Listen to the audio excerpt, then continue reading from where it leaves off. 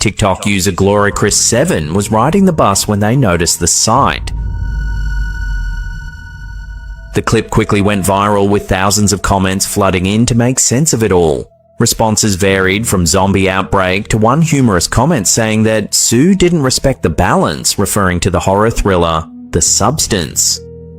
So what do you think? Love to hear your thoughts on this one in the comments below. Clip them daggers.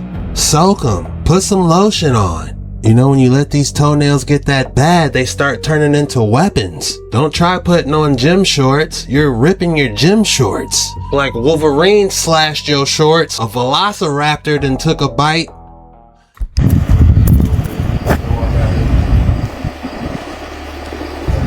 Bro, it looks like a ring of fire.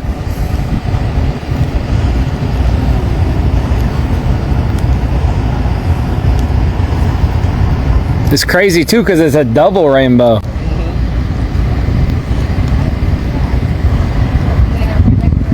Wow, look at the orange. It's almost like 3 rainbows. Something's going on the outer layer. Is this natural? I never seen this type of rainbow before. The Ring of Fire rainbow. Doing a log roll on that speaker. It's like rolling. Reach your arm around slowly. See if you can pet him. Reach your arm around. Here, go. See if you can pet him. Go slow. Go ahead. Don't slow down.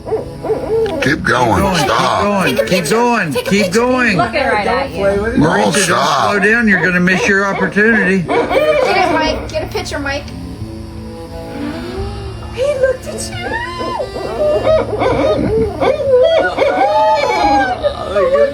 That's badass. Unbelievable. Oh, yeah! You know, I wonder if there's a deeper message behind this. Like, is the owl trying to talk to her or say something? Or was the owl just curious and friendly? What an extraordinary experience. You're not gonna believe what this guy saw right here. Check this out. No, you lied. Let me catch up to this.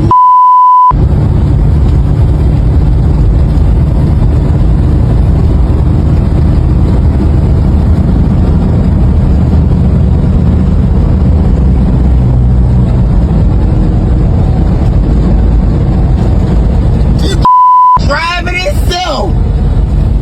Oh, You're not gonna believe what this guy saw right here. Are you kidding me? Now we have semi-trucks that are driving themselves? I'm late to the party if this is real, but that is scary. What does that mean to the entire transportation system? You can forget about them self-driving trucks because we got self-driving trailers now. Forget the truck, forget the engine, the water pump, forget the engine running hot. All you got is a trailer? Now this look like it's gonna be simple. This look like it's gonna be doable, but man, it's all good until you get on I-80 during the winter time. You get on I-80, we want to see how you perform on I-80 in Atlanta traffic, in New York, huh? There's no engine. Is this just all electric? Wow, don't throw a solar panel on the top. That thing will be moving for months. And if you want to take it a step further, add some type of propulsion generator on each wheel. So every time it turns, it's generating more energy. So you got the solar panel on top, it generating more energy from each wheel. Man, these self-propulsion storage units might be a crazy idea. How crazy is this? You got to move somewhere. One of these things just pops up. A ramp trailer at that. You can just roll everything in, it shuts, and meet you at your destination. But I want to hear your guys' thoughts. Put it in the comments below. What do you guys think about that?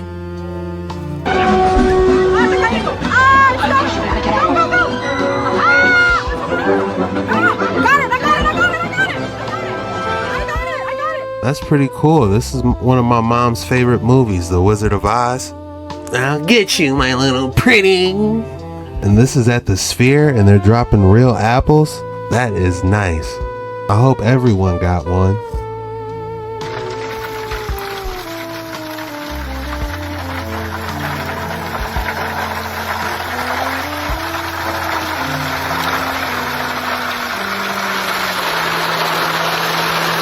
forget that unseasoned fish. Y'all need to stop acting like y'all don't see that thing back there. When is it ever a good idea to fry fish to your back against murky, Caiman-infested waters? If you thought those mobile storage units was crazy, take a look at this. Uber says it will launch Uber Air in Dubai later this year, letting riders book all electric air taxis directly in the Uber app. The Uber taxi, flown by a certified commercial pilot, will seat 4 passengers and take off vertically with 6 propellers, flying up to 200 miles per hour. The aircraft is now in the final stages of FAA certification. What a time to be alive. I guess the Jetsons is really upon us now. You know where he pulled out the wallet and she snatched out all the money and gave it back to him? Yeah, he was in one of these. I'm not riding in one of these unless I get a parachute and there's an emergency lever, to say the least. Oh my goodness, I'm going to the wrong movie theaters. Unlimited popcorn at your disposal. I haven't been into the movies in so long. I think the last movie I seen in the movie theaters was the first Avatar. So it's been like some years since I've been to the movie theaters, but I might go check out that Mortal Kombat. So if the Earth rotates around the sun once a year, and in that one rotation there are 365 little rotations, representing 1 day per little rotation, equating to 365 with 1 large rotation, and 365 divided by 28 is 13. So you mean to tell me that we could equally split a year into 13 equal months, and every month having 28 days? The beginning of the month starts on a Monday, the end of the month ends on a Sunday. And hold the phone, because you're telling me that September, sept meaning 7, is the 9th month. October, oct meaning 8, is the 10th month. November, nov meaning 9, is the 11th month. And December, this decagon is 10. But wait, what if the end of the year wasn't in December? What if January was actually the 11th month? Because December would be the 10th, November the 9th, October the 8th, and September the 7th. So January becomes the 11th, February the 12th, and March is the 13th, the last month of the year. And the beginning of the year would be the spring equinox, when everything begins to grow, renew, and life starts to flourish. Wouldn't it make more sense that that would be the beginning of the year and not December? When I found out even our calendar had been manipulated, something inside me snapped. All this time, I thought I was living in order, but the system was built to keep us out of sync with nature, out of sync with truth.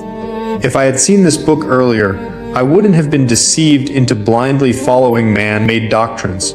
Deca means 10, October means 8. Something fishy's definitely afoot. Here comes another big ship coming in. Look at this thing. Look at this. Look at the structure all the way out here. See it? Totally different structure shape. That is a massive, massive ship right there coming in. Wow. Look at that one. This is why they took the site down, because they're all coming in now en masse. I told you would start seeing more of them. This has to be why they took the site down. That is awesome. That is totally cool. And guess what? Looks like a totally different shape than the last one. That's why it's not a ham radio signature. These are actual ships, people. Wake up. Here. I'm trying to figure out what website is he using to see these things coming. What are they, busting through the firmament? Is this coming into the ozone ionosphere? I don't know. But it definitely makes you think. How many motherships are they letting into our ecosystem? Like how'd it go on Men in Black? There was so many species living among us. Does that have any truth to it? Y'all let me know. First UFO recoveries were in the late 30s. We made a couple in the beginning of the 40s, and then came Roswell, which the public found out about. We got 2 live aliens from Roswell. One died shortly thereafter. One lived until 1956. And we found out that so far there are 18 different alien species that we know about monitoring Earth. Some are good, some are hostile. Most are indifferent. We found out that the aliens refer to us as containers. There's been speculation that the souls our bodies contains is the reason for the experiment, but nothing has been proven or determined. Could this been a ring for a giant? But you know the way science is, right away, it's something else. Yes, I mean, look at how big this Egyptian is depicted. And remember, the Egyptians did like to wear jewelry. I mean, just think about it, because I'm not the only one who thinks this could have been a ring of a giant. If there was no giant people at that time, why is that guy so small? Now here's another picture, and just look at the size of that lady. I believe in giants, and I believe that at one time there was races of different giants in different parts of the world. I mean, it's not an ankle bracelet. That's 100% a ring, if you ask me. Now, what exactly put his finger in there? That remains a mystery. But I believe we're all thinking the same thing. Did y'all hear about that pyramid in the sky in Mississippi? So apparently a bunch of people saw a giant pyramid in the clouds in Mississippi. They took videos, they took pictures, and all these people said that after they seen this pyramid, they got a really, bad feeling. Like a really malevolent feeling. One woman said that she just rear-ended a car because she wanted to. She said that that's obviously not her. She didn't want to destroy her car, but she just couldn't stop herself. She just really wanted to hit another car with her car. Right after seeing this pyramid. And then another guy said that right after he seen this pyramid, he jumped out of his friend's car going 60. He said that he literally could not stop himself from jumping out of this car. Which is absolutely insane. And look at this thing. I mean, it is a pyramid. It's shiny. It's metallic looking. What do y'all think's going on here? Because I don't know. I don't know if it was the pyramid or just a case of road rage. DarkWaters9, believe it or not, UAP goes into a wormhole. Y'all check this video out that I ran across, and I thought this video was interesting. There's another UFO going inside of some type of portal or doorway. Now, y'all want to see it again, y'all check this out. Look at that. It's a lot they not telling us, y'all. For real. This is crazy. And telemetry received by mission control meds was positive. But that's another story. Some parts could seem unbelievable now, and I prefer to tell the whole story when other videos will be online. The body of another Ebb was also found on the spaceship and appeared to have died a long time ago. We found a second body, destroyed, and we brought the head on board. Color of the skin was blue-gray, amazed to discover it was a huge and ancient alien spaceship, about 2.5 miles long. Not far from it was another, smaller ship as well as what appeared to be a very old city. The Moon City was named on Earth and referred to as Station 1, but it appeared to be really space garbage, full of scrap, gold parts, and only one construction seemed intact. We named it the Cathedral. We took shots of pieces of metal, of every part bearing calligraphy, exposed to the sun. The city seemed to be as old as the ship, but it is a very tiny place. In the rover video, the telephoto lens make the artifacts seem larger. Their next destination was the derelict spaceship. We went inside the big spaceship, also into a triangular one. The major conclusions of the exploration were, it was a mothership, very old, that crossed the universe at least 1 billion years ago. There were many signs of biology inside, old remains of vegetation in a motor section, special triangular rocks that emitted tears of a yellow liquid with special properties, and, of course, signs of extrasolar creatures. We found remains of little bodies 4 inches long that lived and died in a network of glass tubes all along the ship, but the major discovery was that of 2 humanoid bodies, one intact. The intact humanoid body was dubbed Mona Lisa, and Rutledge described her as being in a state of suspended animation, neither dead nor alive. She was brought back to the lunar module for preliminary inspection. Mona Lisa, I don't remember who named the girl, Leoniv or me, was the intact extraterrestrial biological entity. Humanoid, female, 165 centimeters, 5 feet 5 inches. Genitalized, haired, 6 fingers. We guess their mathematics are based on 12.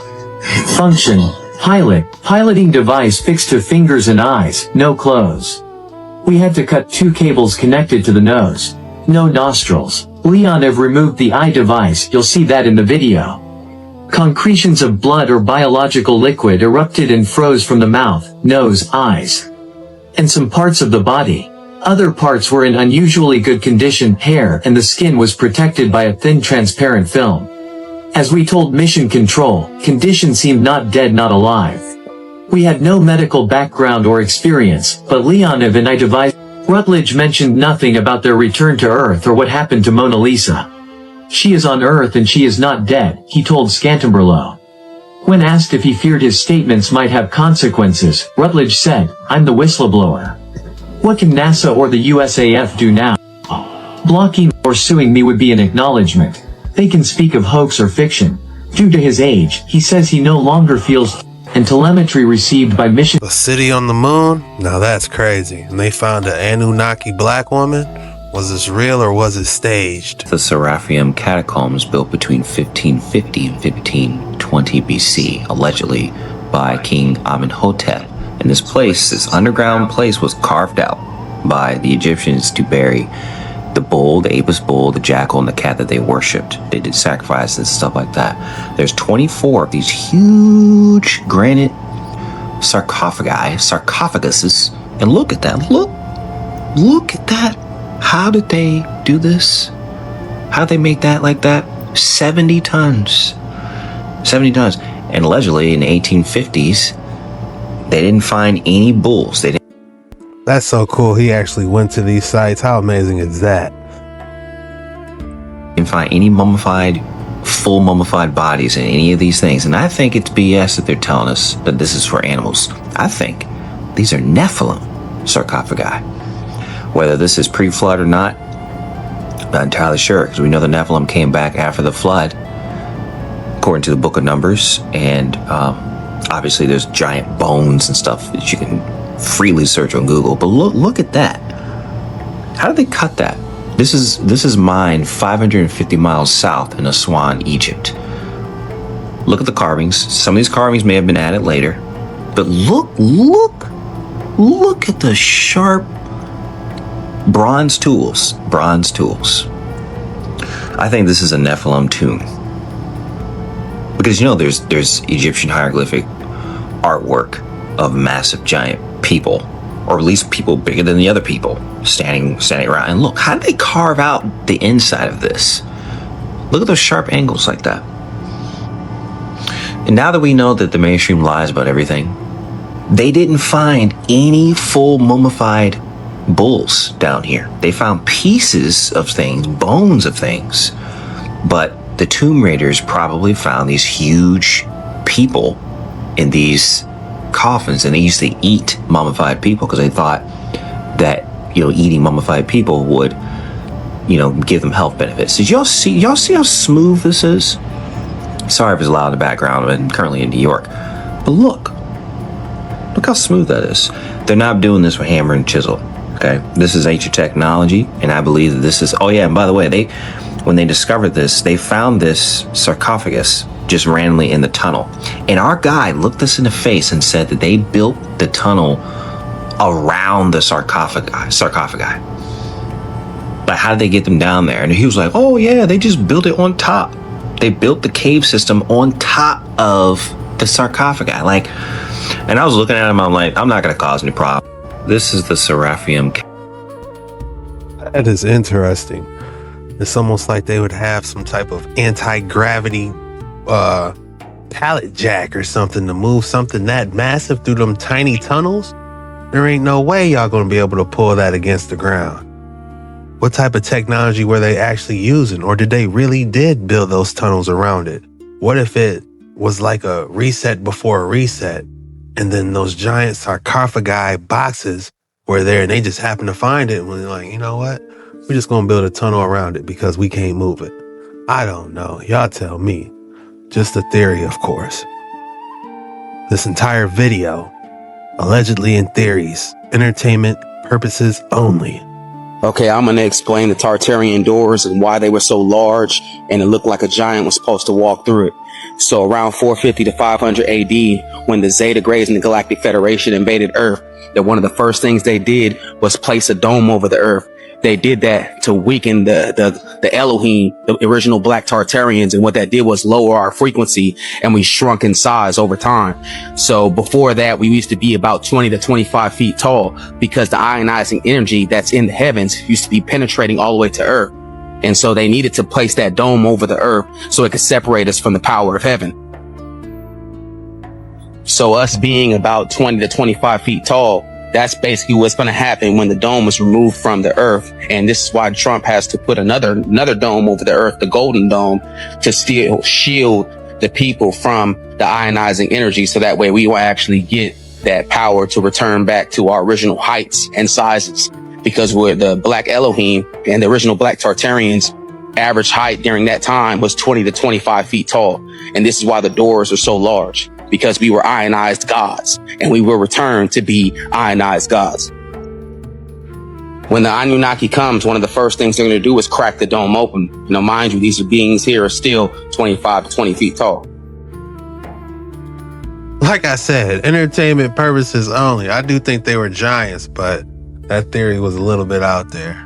And I do believe in a good book, it says the firmament was made on the second day, if I'm not mistaken, by the Most High. All right, so look, they've been lying to us since the day we've been born. They told us that the sun was just a ball of burning gas floating in space, just heat and light. Something that keeps the plants alive and gives you a tan. Well, that's the school book version. That's the bedtime story that they told to keep humanity asleep. The truth is, the sun is the source of the hologram we call the reality of life. It's the quantum server. It's the mainframe that keeps this entire reality running. And without its broadcast, this entire reality, the physical world you see, touch, hear, and smell would vanish like a dream when you wake up. To understand how, you need to understand the quantum field. Think of it as an invisible ocean that fills up space. In this ocean, nothing is solid yet. Everything exists only as potential, waiting to be shaped. Ancient people call this invisible ocean the ether. The sun is what powers and organizes this ocean.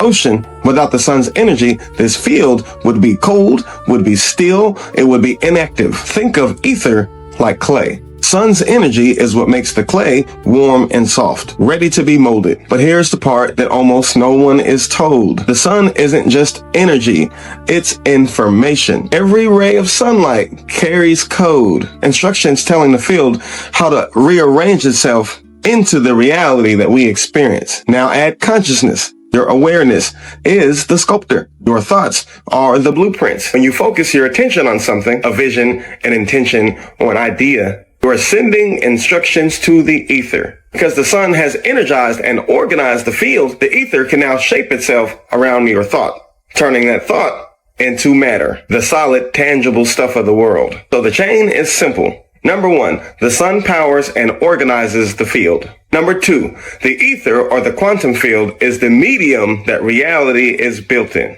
Number 3, consciousness provides the blueprint. Number 4, the field shapes those instructions into matter. But there's another layer that they never tell you. The sun is also the physical manifestation of the collective consciousness. Think of it like this. Every mind, every thought, every dream, every act of awareness feeds into a single collective intelligence, a total mind of life in this system. So the sun is that mind made visible. It's the outward physical expression of the awareness of all beings. It's not separate from us. It is us, projected into the sky. It both expresses the collective consciousness and reflects it back to us. That's why when human consciousness changes on a mass scale, the sun activity changes on a mass scale. The flares, the cycles, the energy output, it's a feedback loop.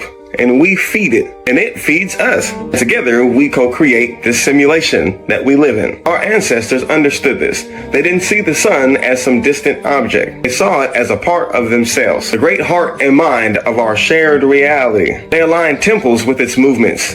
They tracked Sirius, the galactic mainframe that beams higher codes into our sun, and lived in constant connection with its broadcast. They weren't worshiping a star. They were syncing their own consciousness with the source of the program. And here's where melanin comes in. I always say melanin is more than pigment. It's a biological antenna. Dr. Francis Cress Welsing and Dr. Richard King explained how melanin can absorb the sun's spectrum, which means more of the data, more of the creative code flowing through the ether. And for melanated people, that means there is a natural tuning to the sun, both the energy that it sends and the consciousness that it represents. Now think about what it means if the sun is the source of the field and the embodiment of our collective consciousness. That means when you're cut off from it, you're cut off from yourself. And the system that we live in has worked overtime to make that happen. It boxes people in the cities that block out the sky. It fills the air with noise and distractions. It forces us under artificial light and replaces the infinite, unfiltered cosmic Ethernet with a fake one.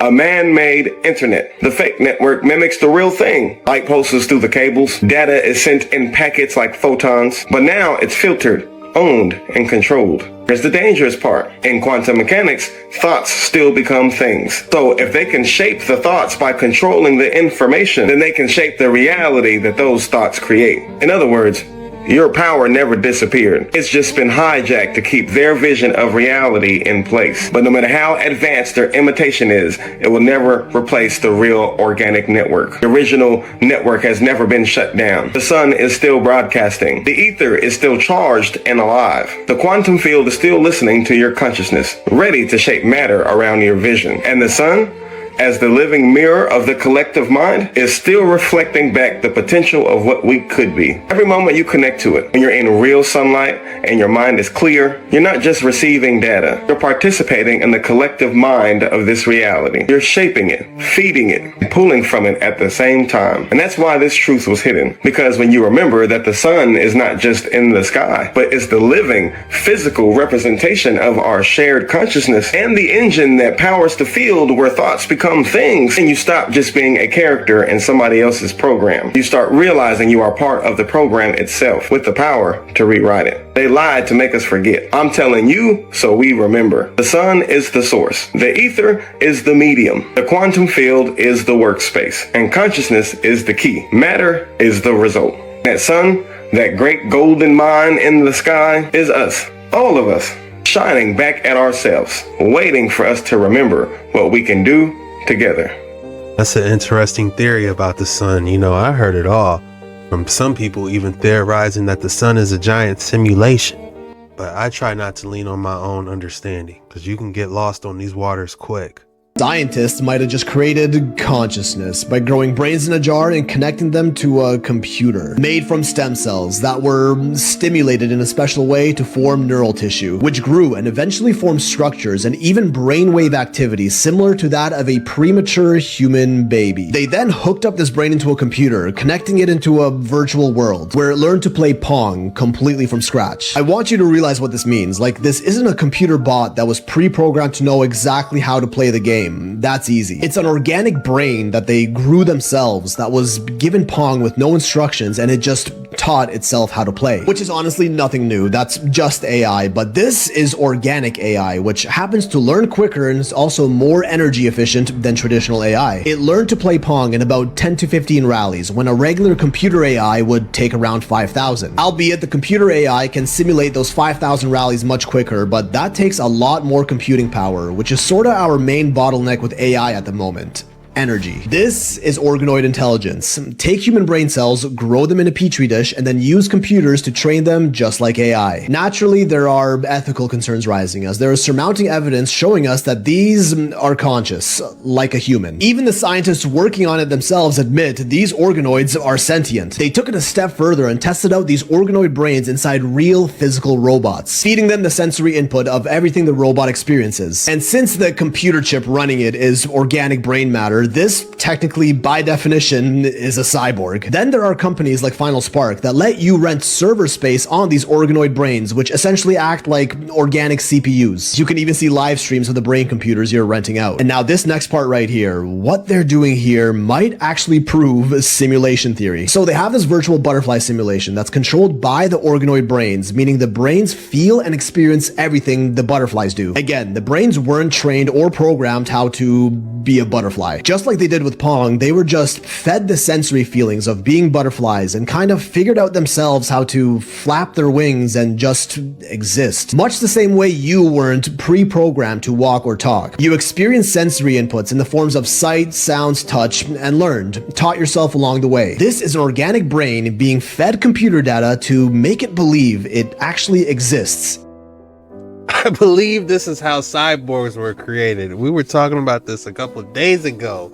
The origin of the Borg. Cyborgs, y'all. In a simulated world, and it's also likely sentient. This company essentially just created the Matrix for butterflies, and its consciousness is available for you to rent out. And when no one's using it, it still just continues to exist, with no human interaction whatsoever. If the brains really are conscious, as the scientists suggest, they're not gonna know they're this organoid computer brain in a lab hooked up to a virtual simulation. They're gonna believe that they really are that butterfly. If that's the case, what's stopping all of us from being our own organoid brains in some lab in a different dimension? Meaning this, everything we see and experience right now is our own simulation that we've been plugged into, except we're not butterflies, we're humans. And everything we do, every decision we make is not by our own free will, but by some, I don't know, fifth dimensional entity renting server space in our brains. Just the same way this FinalSpark neural platform lets us do. And when we sleep, maybe our idle brain computational power is used for other purposes, which we experience as dreams. Okay, I'm gonna stop right there. You gotta sleep tonight. Are we really brain organoids existing in our own petri dishes, connected to and experiencing a fully virtual simulated world? Because we just pulled it off. And according to simulation theory, if we're capable of creating virtual simulated realities, then chances are we're already living in one. You mean the petri dish being the firmament and all of us being created? That's a crazy idea. Wow, what is going on here? Cinnamon sugar candle?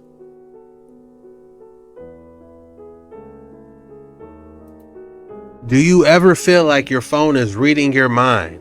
Well, according to this patent, oh my goodness. Guys, we gotta watch this one. We gotta see what this is saying.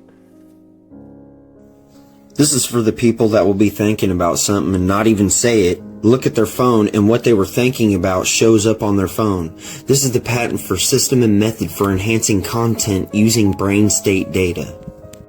The information over here says the current assignee is Interaxon Incorporated, worldwide applications, and it is active, which means it's in use right now. How is this possible? Biosensors. Man, I've been saying this. Man, I've been saying this for the longest. Biosensors. This confirms it. I'm convinced, y'all. I am convinced. For brainwave data. Brainwave sensor. Where's the tinfoil hat? Where is my tinfoil hat? It's official. I need a tinfoil hat now. Abstract. A computer system or method may be provided for modulating content based on a person's brainwave data, including modifying presentation of digital content at least one computing device. The content may also be modulated based on a set of rules maintained by or accessible to the computer system. The content may also be modulated based on user input, including through receipt of a presentation control command that may be processed by the computer system of the present invention to modify presentation of content. Content may also be shared with associated brain state information. Classifications: detecting physical presence or behavior of the user. Example given: using sensors to detect if the user is leaving the room or changes his face expression during a TV program. Input only peripherals, i.e. input devices connected to specially adapted client devices. Example. Do you guys see this? Are you understanding this? The device is looking at you and it's seeing what your face is doing. Like, not only is it recording, but it's like, are you smiling? You know, like if you're watching something and you smile, it's recording how your face looks. Oh man, this is deep. You know, the tinfoil hat it's not funny. You know, it's really not. You know, they were on this back in the, how far back do we go when people wearing tinfoil hats? Like the 70s, oh, he's just wearing a tinfoil. They making fun of them, but man, if you see what they're really doing, it's really not funny. it's how I'm saying it. It might be funny, but it's really not funny, y'all, because they hacking our biosensors and they reading the camera looking dead at you, seeing how you reacting to stuff, you know. So it's just too much. We need to go back to writing letters, man. Example given global positioning system biosensors. Example given heat sensor for presence detection. Electroencephalography sensors or any limb activity sensors worn by the user. Monitoring a patient using a global network. Example given telephone networks, internet. Evaluating the state of mind. Example given depression, anxiety. Electroencephalography, EEG, input arrangements based on nervous system activity detection. Example given brainwave, EEG detection, electromyograms, EMG detection, electrodermal response detection. ICT specially adapted for the management or administration of healthcare resources or facilities. ICT specially adapted for the management or operation of medical equipment or devices for the operation of medical equipment or devices from remote operation. Synchronizing the rendering of multiple content streams or additional data on devices. Example given synchronization of audio on a mobile phone with the video output on the TV screen. Like, check it, just look at these. Monitoring of content usage.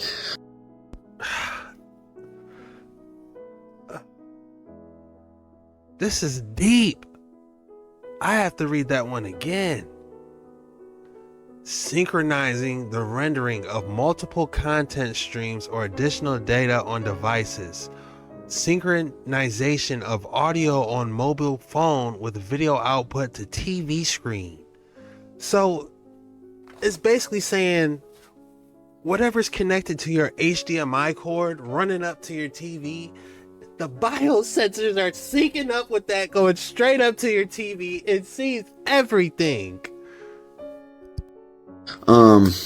Yeah, pretty crazy stuff. Go ahead and pause and read these if you like. I'm way ahead of you, brother. Shout out to Jay Wilson for doing this, man. Guys, pause this if you need to. I'm stopping just for a little bit. Your social networking, network arrangements. Oh my goodness. Cross-reference to related applications in the field of invention. The present invention relates to biosignal collection methods and systems that utilize biosignal data. This invention relates more particularly to visualization tools and methods. Background of the invention. Biosignals are signals that are generated by biological beings that can be measured and monitored. Electroencephalographs, galvanometers, and electrocardiographs are examples of devices that are used to measure and monitor biosignals generated by humans.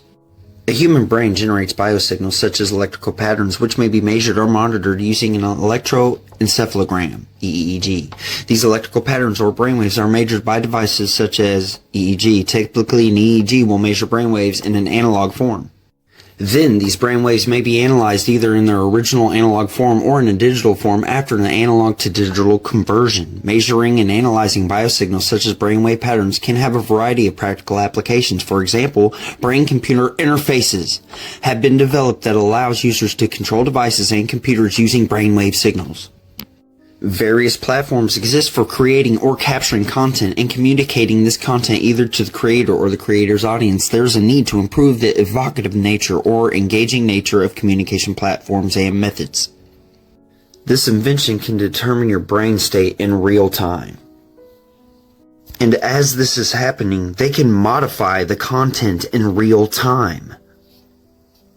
All of these things are in real time. If you want to pause, you can read that.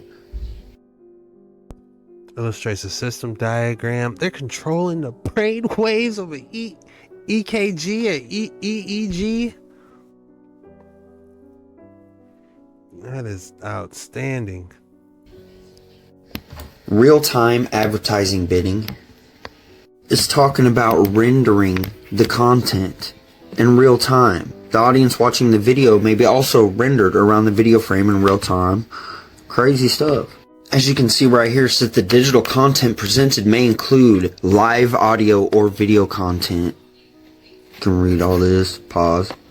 use live brainwave algorithms. You can pause and read this. This is just crazy. Here is a good example. In a non-limiting example, educational or learning content may be provided by the computer system of the present invention, where the presentation of the content is modified based on the level of concentration or focus or other brain state experienced by the user, determined as described.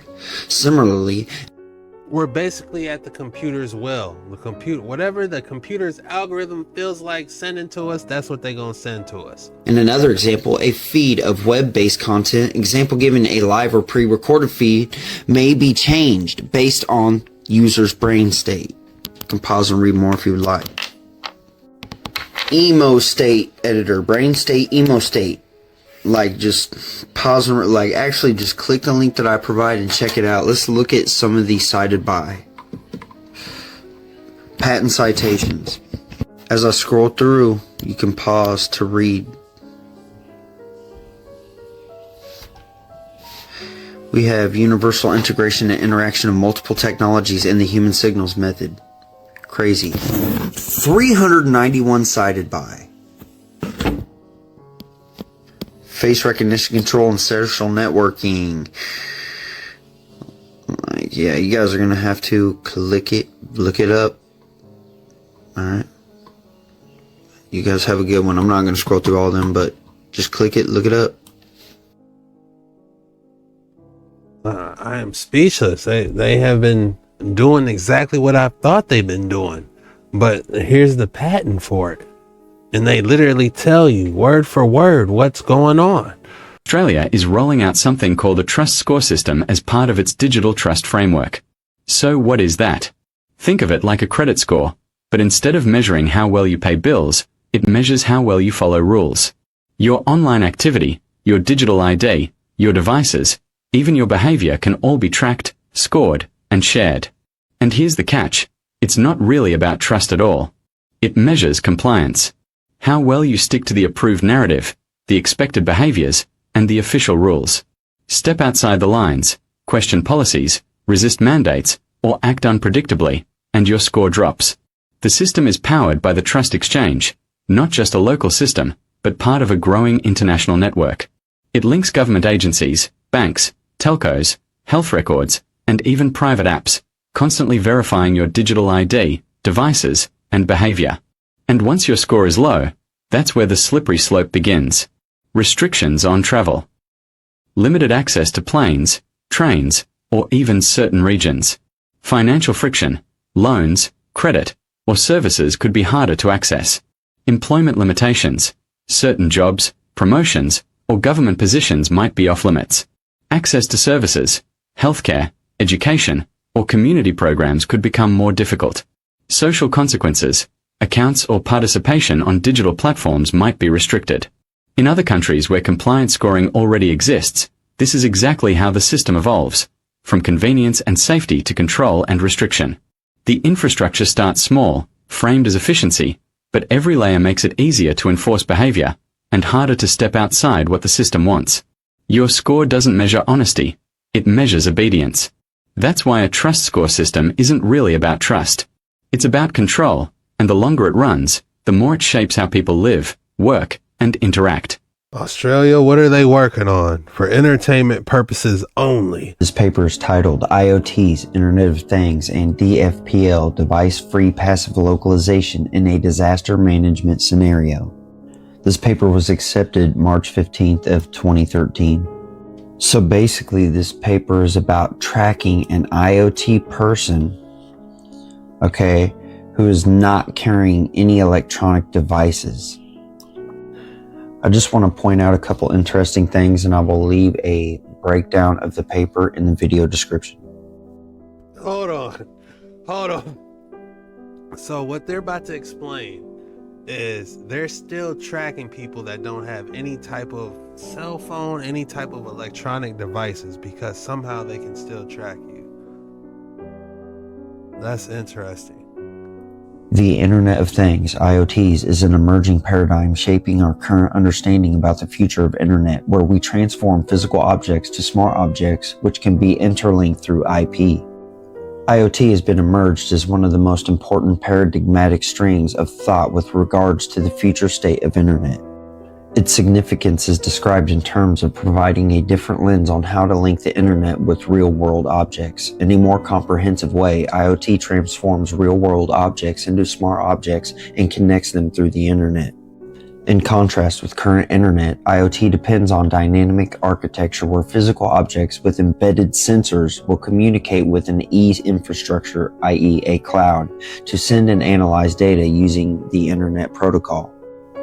IoT envisions a future in which digital and physical entities can be linked through their unique identifier and by means of appropriate information and communication technologies. Your unique identifier is your biometrics, your biosignal that your body puts off, and that's what they are analyzing at this moment. Dang, so it's coming around full circle. We've been really hitting the head on these biosensors that they're hacking on us. So, man, everybody can't be lying on this, is what I'm thinking. There are several works highlighting notable challenges for creating a framework to enable interoperability between resources or objects as part of an enlarged future enterprise. A notable challenge is the estimation of the positioning of an object either indoors or outdoors. The number of applications using location information is growing, and the expectation is to expand significantly when IoT objects will require to purposefully get connected. Various indoor location-aware systems have been developed using metrics such as RSSI, Received Signal Strength Indicator, TOA, Time of Arrival, TDOA, Time Difference of Arrival, and AOA, Angle of Arrival. The majority of these systems are active systems where the tracked object, i.e. a person, is participating actively, which means the person is carrying an electronic device sending information necessary to estimate the location. Indoor device-free passive localization (DFPL) technology uses an RSSI-based method to record variances of a measured signal where an IoT person being tracked is not carrying any electronic device that can be used to estimate the location. The system monitors the changes in the RSSI measurements caused by the presence of a human body in an indoor environment. For example, it is known that the resonance frequency of water is 2.4 GHz and the human body contains more than 70% water. Thus, the human body attenuates the wireless signal reacting as an absorber. References 14 through 16 present various features of DFPL systems. The features can be classified as follows: tracking, identification, single-person detection, multi-person detection, and automatic construction of a passive radio map. So skipping down to here, it says IoT empowers every object around us with computational and communication capabilities. This can be achieved by attaching devices or sensors to objects. The network using radio frequency identification, RFID, infrared sensors, global positioning systems, and any other information sensing technologies embedded in things or everyday items is defined as IoT. IoT people, if you got sensors in you. Wireless sensor networks, WSNs, are a viable solution as the objects can communicate and exchange data with people or other objects. Hold on, my question is sensors inside. How do they know if someone has sensors inside them? So they outline here the use of this in management of disasters and first response emergency scenarios.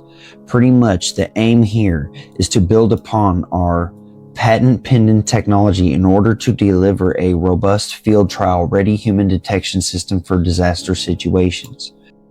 This was accepted in March 2013. So it's been over a decade, so this is probably in full swing now, man. Just when I thought being off grid, they couldn't track you. They're tracking you by, we know the body is 70% water and we're tracking them in different variant ways. That is absolutely absurd. Silence equals consent. Do you understand? Means, do you stand under my authority? And when you say yes, you just gave them the power. Remedy is in the words you speak. Say, I do not consent and I do not stand under your authority. I appear by special appearance to settle this matter. That's not rebellion. That's standing in divine jurisdiction. So instead of understand, you say I overstand. I've heard someone say overstand before, but I didn't catch it. Like, I'm like, did he say overstand? I didn't think twice about it. But when you say overstand, you're not under what someone says. You don't understand what they're saying. You overstand it. Am I tripping? Wait, so the world is way bigger than we think? Exactly. In outer space, that whole idea was made to trap our minds, keep us inside an invisible prison. How would that even work? Millennia ago, Richard Constantine, part of the ruling Primordium families from lands beyond the ice wall, discovered the continents we now call Earth. 7 massive lands, untouched, empty. But he didn't see them as places to explore. He saw the perfect containment zone, a world to populate, control, dominate for generations. Containment zones? Like mind control? Exactly. Richard invented the cosmic paradox, a psychological and geometric trick so massive it warped reality. He convinced everyone the ice wall wasn't a wall, just the bottom of a sphere, and the sky above was everything. So the universe we see is engineered? Not fake, just designed. Using celestial engineering, the Primordium families made us believe in an infinite universe so no one would look outward toward the real lands beyond. Extremely clever. If you thought I didn't have an excellent specimen for you today, think again. Where do I begin? Look at this, y'all. Brazilian amethyst flower. How extraordinary. Man, if we look, it's like some type of geode in the middle. Oh, wow. It's kind of like flat, but man, just looking at the purple lavender, and you got like some tangerine in there as well. Man, this is an extraordinary specimen.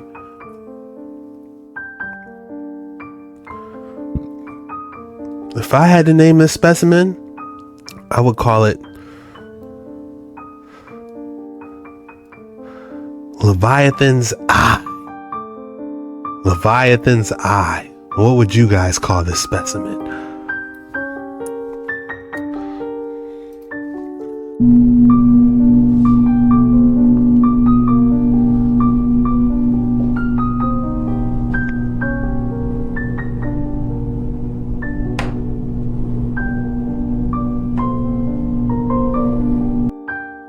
I would be memorized all day. I'd just be spinning that all day. Just like, man, just looking at it. 2 hours later, I'm still spinning it. For educational purposes only and entertainment purposes only. I can tell this is going to be a good one. So lock in and buckle up, bucko. Yeah, exactly. And this is why I say none of you are vegetarians. None of you are vegans. None of you are eating real food. And I'm going to show it to you here. Now look, this is an organic pear, but on the pear you see the label, right? You see these labels they put on it. It says trust. Well, can we really trust it? Now, if you look at the number there, if you can see it on the live, can you see it? All right. If you look at the number there, it's designated by a 9, an 8, or a 4. If it's a 4, it's pesticides, right? So it's conventionally raised, which means it's on a regular farm. There's no real regulation. They can do whatever they need to do to grow that fruit or vegetable for you.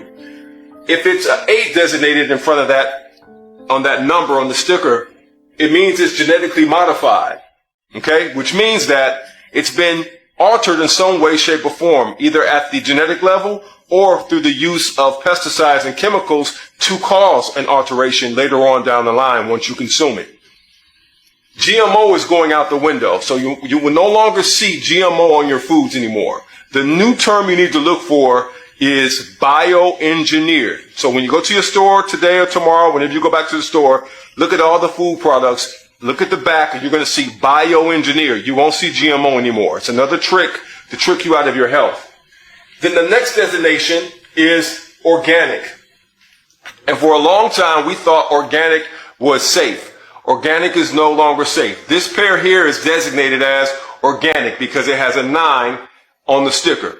So this is the designation. I'm going to tell you why organic is no longer safe and why you and I are truckatarians. We're no longer eating real food. In 1996, a chemical was produced called MCP. MCP, and it stands for methylcyclopropene. Write this down. Methylcyclopropene. And methylcyclopropene is a petrochemical. It's a petrochemical that is used to preserve the shelf life of your fruits and your vegetables. In 1996 was when it was founded. Write it down, guys. He's trying to put us on game. And patented. But in 2002, the Environmental Protection Agency decided, and the FDA, to put this into our food supply. So, this MCP, under a technology called Smart Fresh, is used to preserve the shelf life of your fruits and vegetables as long as 2 to 3 years. Hear me. 2 to 3 years. Which means the fruits and the vegetables that you are consuming can be as old as 3 years. Do you understand? And you notice if you pay attention to the fruits that you've been consuming, they just don't seem to decompose. What's the problem with MCP under this technology called Smart Fresh? The problem is when you infuse fruits and vegetables and our food supply with blockers that block microorganisms like bacteria, fungi, and other organisms, you cause a serious problem in the human body. Because when you consume these fruits and vegetables that have been chemicalized with these blockers, they also block the natural microorganisms that are in your colon, which means they block your probiotics, which are very important for your immune system. They block other organisms within your colon that help you digest your food and therefore set you up on the path for disease. These are very, very dangerous because it triggers an immune response when you consume it. The problem is that we haven't been told that they were using this MCP into our food supply. If you are a vegetarian or vegan or a carnivore, please know that the organic foods that you have been eating for the last 20 years are not real foods. They are synthetics. And that is why I always harp on this channel to grow your own food. I'm not saying that to be trendy. I'm really saying that because you can really go nowhere else to get your food anymore but your own backyard, minus the chemtrails and the other crap that they're spraying, but at least you have a chance. With these foods, it is destroying your... He ain't lying. Your complete endocrine system. It destroys your complete sensory system, and it shuts down your natural gut microbiome and your probiotics. This is a serious problem that has to be dealt with. So what's the reason for all this? I told you, all treasures are buried. We have to dig for them. Why are they using this MCP on our food supply? Why are they trying to downregulate our probiotics in our gut? Because when you downregulate probiotics in the gut, you affect something very, very important. You disrupt the pineal gland.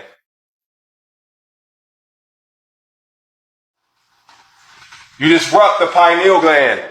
When you disrupt the pineal gland, now you're causing serious damage because you're not only affecting the organism's ability to heal, but you're affecting the organism's ability to produce melatonin. And melatonin is a critical byproduct, a critical factor for overall health and immunity. This is what they're trying to get at. Calcify the pineal gland, destroy the entire system and your sensory perception. The pineal gland functions as your sensory perception. If your sensory perception is off, you won't be able to see or anticipate other attacks against the human body. Let's get into it. Grow your own food. Use electroculture. Drop some electric copper rods. I'm not gonna lie to y'all. My garden, the deer done got me, man. They done ate all my kale. I got a couple of tomatoes left, but it's like, man, I ain't got the time to really dive into the garden, but you can start growing all your own food, create like a little greenhouse. And I'm telling you, and when you use an electroculture, you can have a surplus. You can grow. Next thing you know, you got way more fruit and veggies than you need. You could give it to your neighbor. That's the right thing to do. If everyone was growing, nobody should be hungry. And we got the best foods. We know we didn't put anything extra inside our food. Drop your thoughts in the comments below. Let's keep this going. If you like believing things NASA show you, then you'll like these clips. First one is Dale Gardner, a 1984 astronaut who's going out in space to collect that satellite there.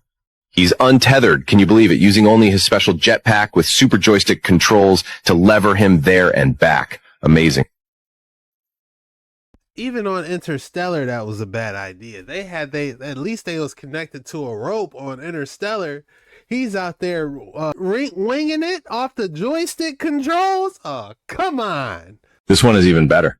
It's another 1980s shuttle trip. Here's the rocket taking off. Look at those sparks. Stunning. You know they're inside the shuttle because they're randomly pressing buttons and moving levers, but that's not even the best part.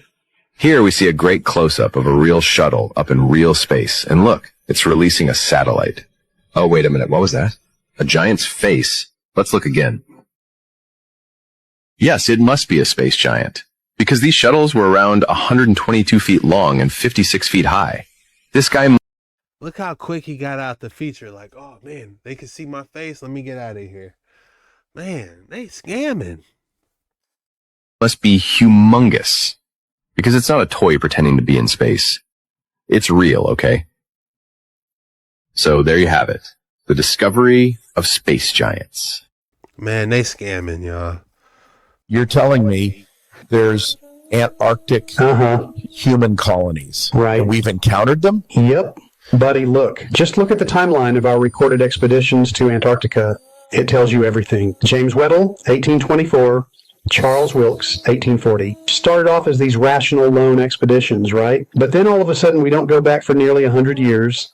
And when we finally returned, it was with Admiral Byrd's naval expedition known as Operation High Jump. Now tell me, why do you think we would halt expeditions for a century and return with an entire fleet of naval forces if it was just a cold, desolate land with nothing going on? Because this wasn't just another explorative expedition, it was a planned confrontation. Okay, we already knew they were there. We wanted to show up and appear threatening for leverage in a peace treaty. Fast forward, Byrd comes back and, dear God, rest his soul, but he passes away no more than about a decade or so later. And if you think that's a coincidence, well, I just don't know what to tell you. Cut to present day.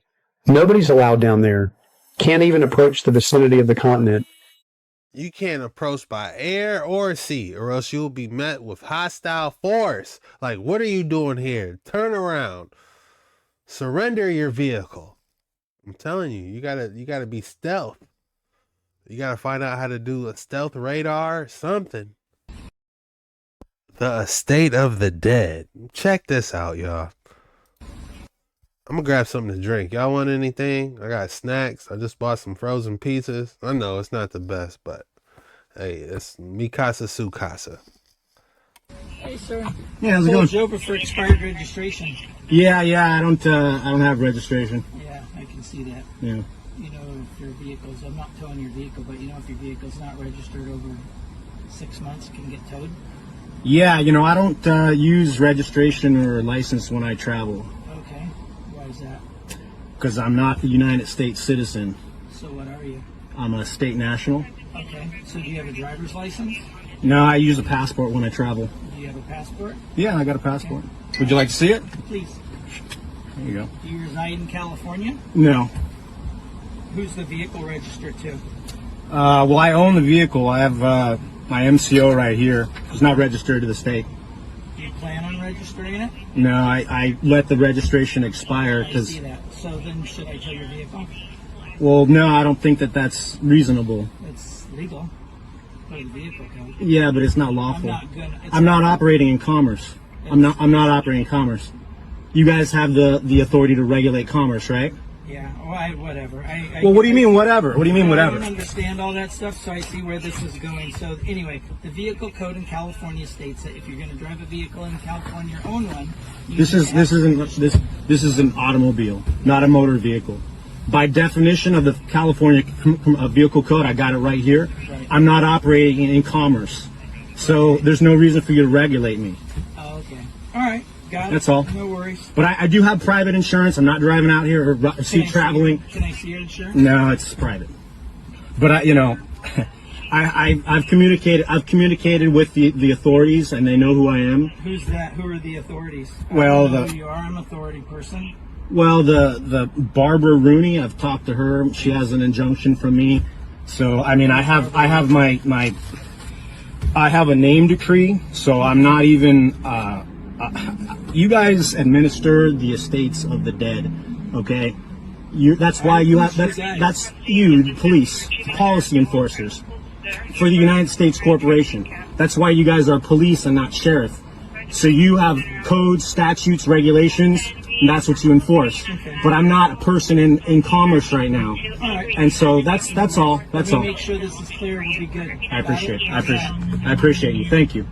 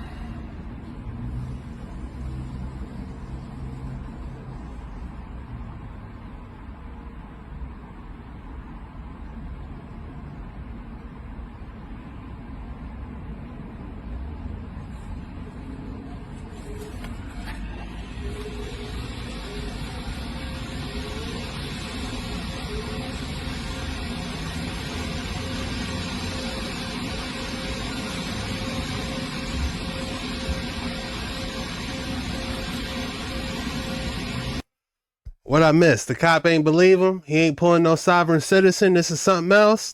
Say less.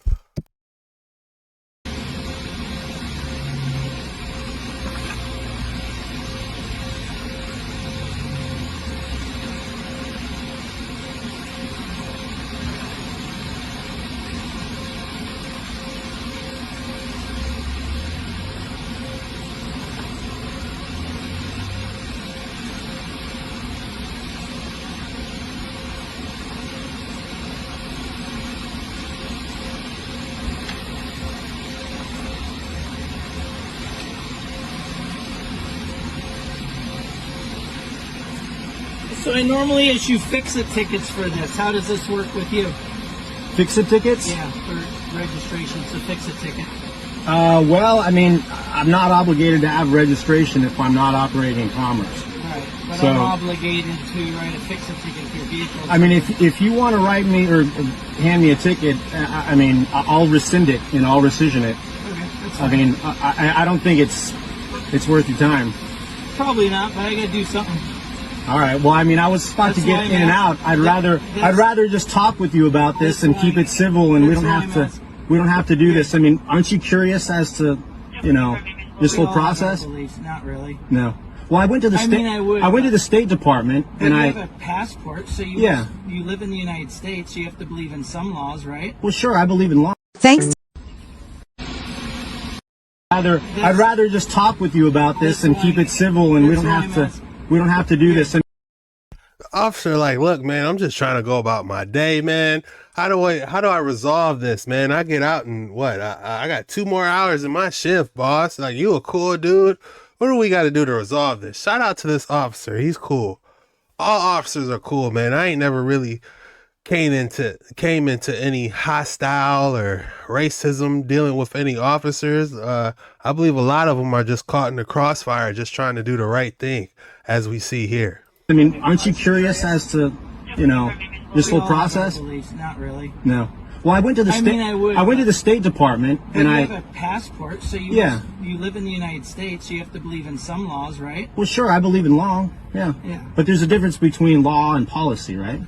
Yeah. Yeah. So I mean, Yeah. I mean, when I I'm follow when I'm policy. when I'm traveling around, I mean, Like you took an oath when you become a police officer, right? Like a to defend the Constitution. Right. Right. And I served 20 years in the Marine Oh, Corps. all right. So you should know that part of the Declaration of Independence, which is what the Constitution is constituting, right? We're moving forward. It talks about liberty, right? Yep. And so you're taking an oath to defend the Constitution, the Declaration of Independence. Liberty means the right of locomotion. Okay? Right. That's right out of Black's Fourth Dictionary. Okay. So I have the right to move about, and it also is my free speech. How can I go and have free speech and assemble and have my constitutional right if I have to have a license to move around? That right there is against my rights. I mean, this is a document from... Yeah, but it's pertaining to the fact that people have rescinded their contracts with the federal government, and they're moving out, and it says, look, you know, your law enforcement may be unaware of this, right? You're free to go. I don't want to have you any longer so that it turns into a detention because I can only have you stop for so long. He's like, just go. I don't want to deal with this. Just go. No way. You're going to sit here and learn. I appreciate You can it. continue talking, but just so you know, you're free to go. I appreciate your help. So now, if you talk, you know I'm not holding you here, and you can. Got it. Well, I'd love to continue talking with you. I mean, this is just one example. Sovereign citizenship. Oh, sovereign citizens are idiots. And that's Idiots. where You can't be sovereign and a citizen at the same time. No, because it's an you're not oxymoron. believing in one or the Well, other. it's an oxymoron. A sovereign is someone who's their own king, right? Just drive safe. I'm impressed you have Travel that. safe. Driving is the commercial term. See, this is how they get us with diction, right? If you say traveling versus driving, then suddenly you're in a motor vehicle, right? And that's a commercial term. And so, I mean, and I can walk you through it. It's really quite If I had simple. time, I would do it. But I know All right. You took the time out enough. I've learned something. Well, and it goes a lot deeper than that, I mean, but I believe it. It does. yeah. We all have our things. Well, if you have a card, I'd be happy to send you information about what this process. I think there are a lot more people you're going to be pulling over a lot more people and seeing a lot more of this. So. Well, in my 8 years, this is the first. I pulled over. Check this out. Citizens, You think that's cool? But I This knew is right away. I'm like, this isn't sovereign. This is a citizens, decree from the judge, right? Right. And I've changed my name from all caps, right, to a proper stylization, okay? Okay. And now, this has to do with when you're born, they create a trust in your all caps name. Right. And then they basically trick everybody, or we all assume that as our identity. That's why every government paper you've ever had or any bills that come to your house, they're all in your all caps name. But that's not you. You're actually this name. Right. And the reason why you can't give me a ticket, except for something in my all caps name, is because at the highest levels, you guys are administering the estates and the trusts of everyone. Check it out. Well, and when you change your name, I'm out of the system now. I can no longer be administered by the policy enforcers. Because it's all, the public is the dead. I'm gonna check it out. It's quite fascinating. Anyway. Have a good night. Have a wonderful day. I'm gonna get some Thanks for your food. cooperation. Well, you guys do a really dangerous job, and I really appreciate everything you do. With the way that the nation's going right now, I mean,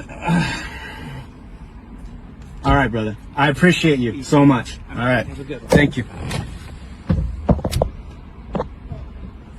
Just so I'm within the policy, it's a verbal warning, but you're not detained, but just verbal warning. Thank you. So what was your name?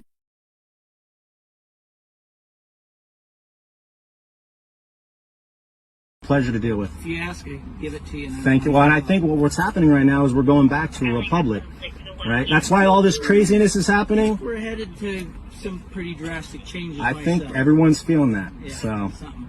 something's got to break. Be safe. Thank you, my friend. Appreciate it.